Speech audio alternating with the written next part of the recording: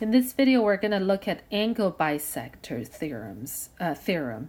So the angle bisector theorem states that if a point is on a bisector of an angle, then this specific point is equidistant from the sides of the angles. So what do we mean by that?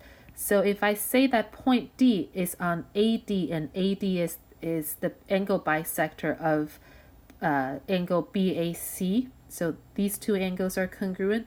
The distance from this point to the two sides, notice that when we do distance from a point to a side, it has to be a right angle there. So then we can draw the conclusion that BD and DC are congruent. So because they're equidistant, DC are congruent. Okay? Now again, here is the converse. The converse says that if a point, it starts with a point, if the point is on the interior of an angle and equidistance, these two are congruent, equidistance to the sides of the angle, then the point is on the angle bisector. So if BD is congruent to DC, AB is perpendicular to BD, then and AC is perpendicular to CD, then we can draw the conclusion that angle measure of BAD is the same as the angle measure of DAC. Oh, I'm sorry, I didn't get that order right. It should be did I do BAD? So I should do CAD. Notice that B and C are both right angles, so they are corresponding angles, corresponding parts. So let's look at this example here. Number 1, we have to find the value of x.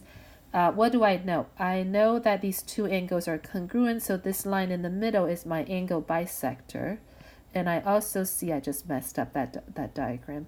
I also know that this point and point here, let's call this point A. Point A is equidistant to the two sides of that angle because it's given that they're perpendicular.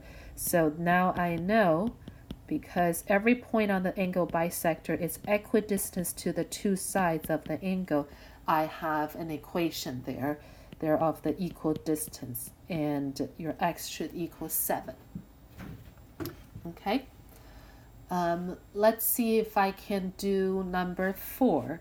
Number 4 says that I'm given that these two sides are congruent and these two are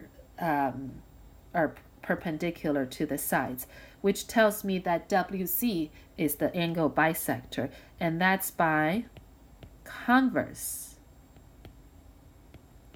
of angle bisector theorem.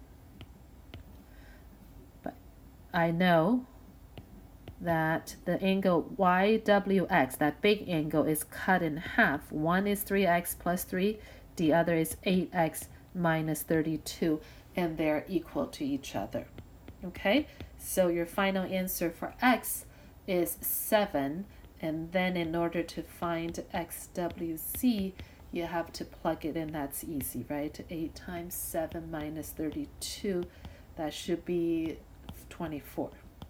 Check my mental math and see if it's right.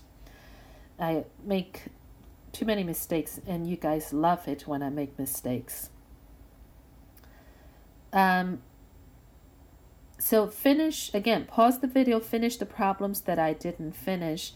I think all of these are fairly similar, so I'm not gonna do too much of it. So I think what I would do is I will do, let's see, let's pick another one. I will do number 5 with you. How's that? So again, number 5 here is exactly like the last one, that these two are congruent and this is perpendicular. So I know G must be on my angle bisector, and is that I? So IG, this line is my angle bisector, right? So because of that, but angle bisector, what we learned was these two angles should be congruent.